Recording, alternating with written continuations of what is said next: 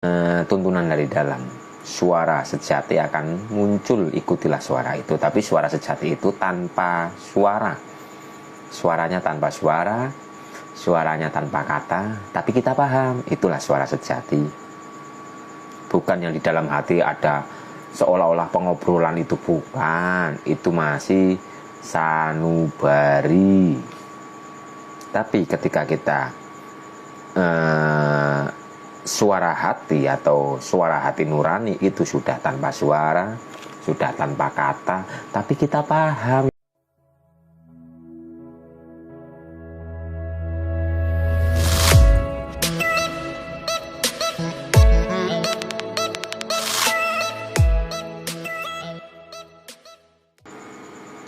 Bagaimana cara melakukan zikir yang tanpa nama, Mas? Banyak, Pak, sudah dijabarkan di video YouTube. Zikir tanpa nama, tanpa suara, tanpa kata-kata, hanya rasa dan kesadaran yang jalan. Jadi di YouTube itu sudah ada.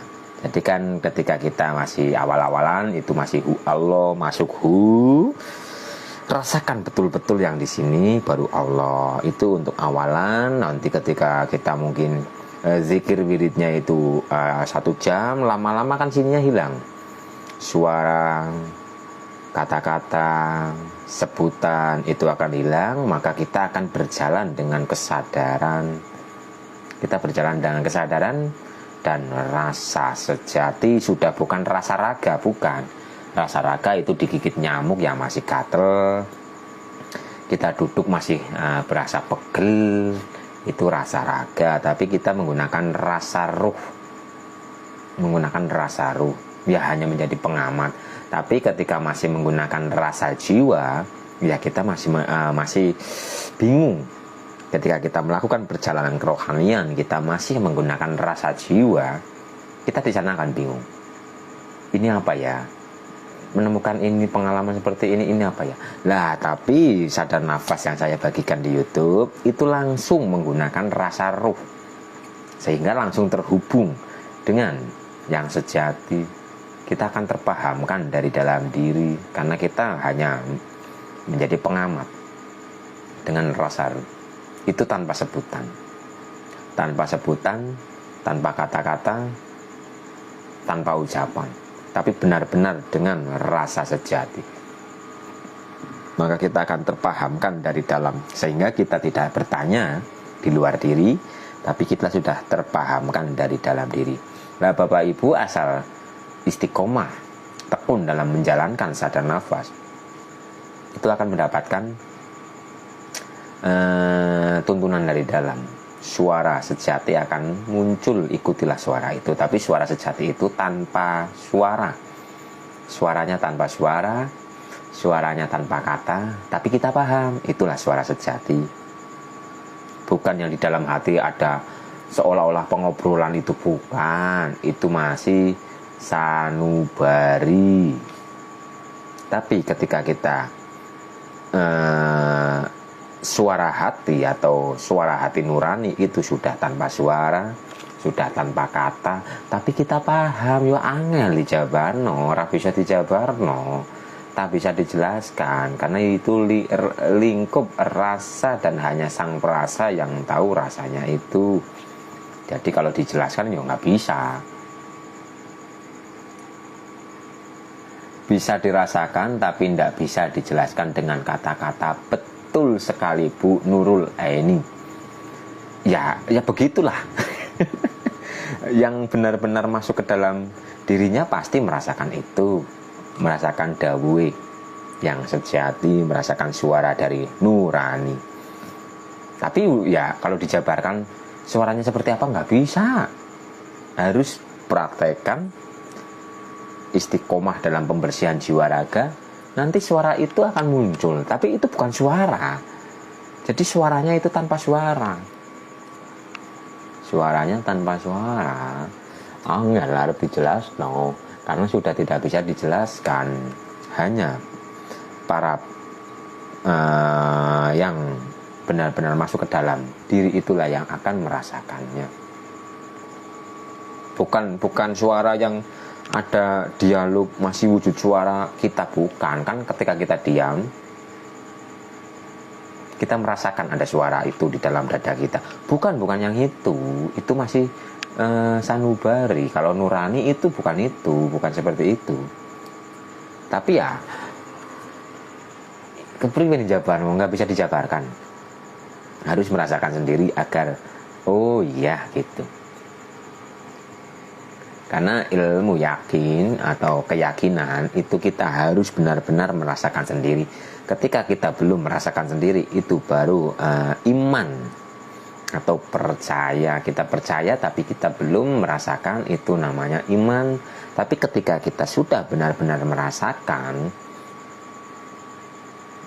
itu namanya yakin, hakul yakin. Dan ketika kita benar merasakan itu, kita benar menyaksikan yang sejati, biarpun 1000 orang akan menggoyahkan kita tetap tidak akan bisa digoyahkan, karena kita benar-benar merasakan itu. Itulah pentingnya kita harus sampai kepada makom hakul yakin, agar tidak bisa digoyahkan, karena kita merasakan. Sedangkan yang menggoyahkan itu hanya barang, katanya, dan katanya. Hakul yakin. Apalagi ranahnya ranah tentang kerohanian, itu bukan wujud fisik seperti ini, bukan. Kerohanian itu bab rasa, bab yang di dalam itu ya, kalau dijelaskan ya kepada orang yang belum paham, belum merasakan, ya akan dibantah karena belum merasakan. Tapi lama-lama ketagihan MD, Mas, nyaman dan tidak bisa dikatakan rasanya. Ya seperti itu. Asal sudah kena kepada rasa itu, ya itulah yang dinamakan khusyuk, yang dinamakan khusyuk. Jadi rasanya itu nikmat, rasanya itu ya seperti itulah. Mungkin awal-awalan ketika kita belum merasakan itu, kita akan jenuh, akan bosan, capek, ngantuk atau apa. Tapi ketika kita sudah terhubung dengan rasa itu, waduh, mungkin bisa sampai sejam, 2 jam, bahkan berjam-jam, ya karena nikmat. Rasa itu ya luar biasa, sehingga kita akan secara waktu itu mungkin sudah 3 jam, tapi ternyata secara kenyataan itu sudah 3 jam. Tapi ketika kita sudah membuka mata, kok rasanya cepet temen. Nah seperti itu. Kita duduk sudah mungkin 3 jam, tapi ketika membuka, kok baru rasanya itu baru tadi, kok sudah 3 jam. Nah itu. Jadi rasa itu bisa menembus ruang dan waktu. Sehingga jangan heran ada seperti kisahnya Sunan Kalijogo itu 3 tahun apa 5 tahun tidak lapar, tidak haus, masih hidup. Ya karena selalu berada dalam rasa itu. Mati sakjroning urip. Jadi tubuh raga ini seolah-olah rasanya itu sudah tidak ada. Kita hanya berjalan dengan rasa sejati dan kesadaran itu. Ya kalau dijabarkan itu seperti itu, kok bisa sampai bertahun-tahun masih tetap hidup, tidak makan, tidak minum. Ya karena kita makan minumnya itu bukan yang berfisik lagi, tapi sudah secara energi.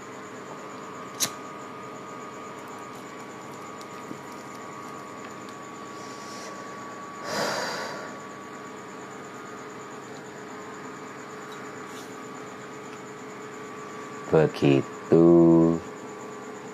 Jadi kisah-kisah yang ada di sini, di situ dan sebagainya itu sebenarnya asal kita sudah masuk ke dalam diri, ya kita akan paham, oh ternyata prosesnya seperti ini, seperti itu. Tapi kalau kita hanya sekedar membaca, itu vakum.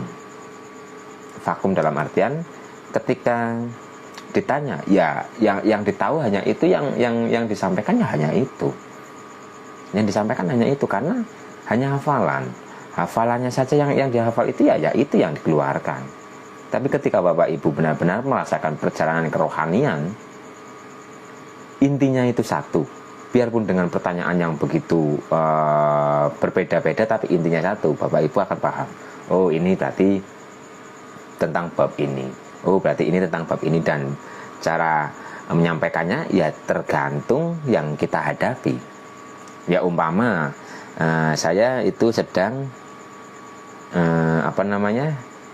mendapatkan pertanyaan dari ponakan saya yang masih sekolah di MI atau SD, ya saya otomatis akan menyampaikan dengan bahasa yang bisa ditangkap oleh ponakan saya. Tapi ketika yang bertanya itu S2, S3, ya saya dengan bahasa yang bisa ditangkap oleh beliau. Begitu ya, itulah kalau kita sudah mengalami pengalaman kerohanian itu, sudah menyaksikan jati diri kita, maka kita akan menjawab sesuai dengan apa yang kita hadapi. Tapi ketika kita hanya hafalan, maka kita akan menjawab ya sesuai hafalan itu, tidak peduli yang dihadapi itu siapa.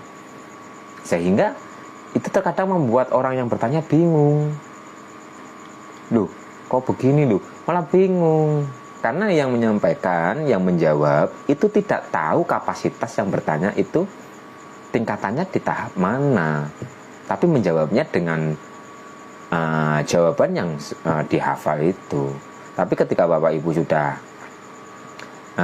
mengenal jati diri, sudah berproses dan sudah wusul, ya kita akan tahu, oh ini tingkat kesadarannya sekian, jadi kita harus menjabarkan atau menjawab dengan sesuai tingkat kesadarannya, tidak dengan yang bahasa terlalu tinggi, tidak, nanti mumet.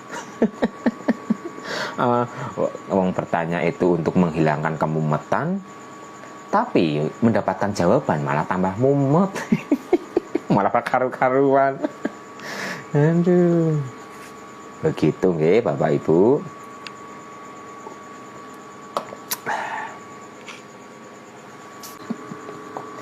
Jangan terkecoh oleh bahasa. Dan jangan karena bahasa yang berbeda lantas pada saling menghujat, saling membenci karena bahasa yang berbeda. Padahal bahasa yang berbeda itu maksudnya ya sama. Maksudnya sama. Seperti ini satu wujud, satu bentuk. Bisa dinamai rokok, bisa dinamai udut, bisa dinamai smoke. Terus apa mana ya? Aku ngerti ini telur truk. Bisa dinamai sos, bisa dinamai opolah, terserah. Ini hanya satu wujud, banyak sebutan. Jadi jangan hanya karena sebutan yang berbeda lantas saling membenci, saling menyalahkan. Ayo kita saling memaklumi, boleh jadi ini disebut dengan bahasa lain. Lah ketika kita belum memahami, padahal kita sedang membahas bab yang satu, tapi karena belum memahami malah jadi saling salah menyalahkan, padahal yang dibahas satu. Jadi alangkah baiknya ketika kita mendengar sesuatu apapun itu, jangan langsung merespon dalam pikiran kita, jangan sampai langsung mengambil tindakan dalam pikiran kita. Heningkan dulu cipta kita atau pikiran kita, heningkan dulu. Karena ketika kita mendapatkan informasi dari luar diri, entah itu lewat pendengaran, penglihatan, ini dalam otak kita, dalam alam bawah sadar kita, itu sudah ada memori-memori yang selama ini kita pendam. Sehingga ketika kita mendapatkan informasi dan dilalah memori itu dalam diri kita, itu belum kita dapatkan, lantas dalam diri kita itu menolak. Wah, tidak ada, tidak benar itu, tidak benar. Kenapa? Dalam diri kita itu belum ada memori itu, sehingga ada pergejolakan, ada penyalahan dan sebagainya. Padahal boleh jadi yang kita dengar dari luar diri itu adalah sesuatu yang belum kita pahami. Jadi alangkah baiknya lebih baik kita diam. Jangan hanya barang ciri lantas kita meyakini betul-betul barang ciri itu. Jadi pahami dulu, amati dulu, coba kita masuk ke dalam diri, nanti akan mendapatkan ruh dari sesuatu yang kita pahami itu atau yang kita lihat itu. Kita hanya mengamati suatu benda, jangan dengan pikiran, tapi dengan rasa sejati.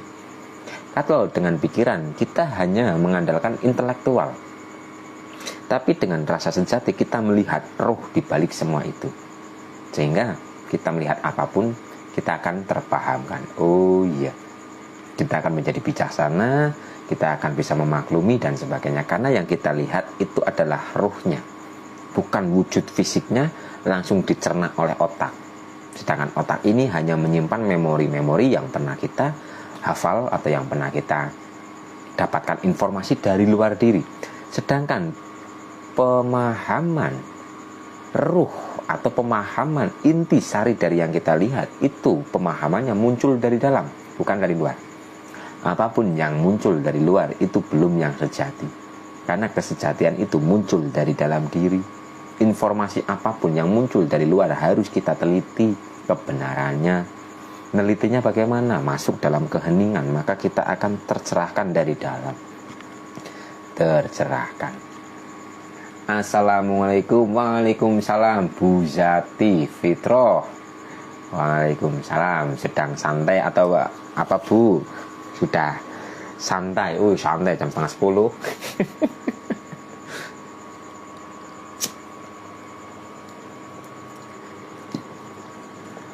Oke, Bapak Ibu, mungkin itu dulu live di Facebook. Semoga bermanfaat dan jangan lupa tetap jaga kesadaran kita kepada nafas dan rasakan yang ada di tengah-tengah dada kita, di ujung nafas kita. Oke, jangan lupa jaga rasa agar selalu tenang, damai, bahagia, penuh cinta dan bersyukurlah. Selamat malam dan selamat beristirahat.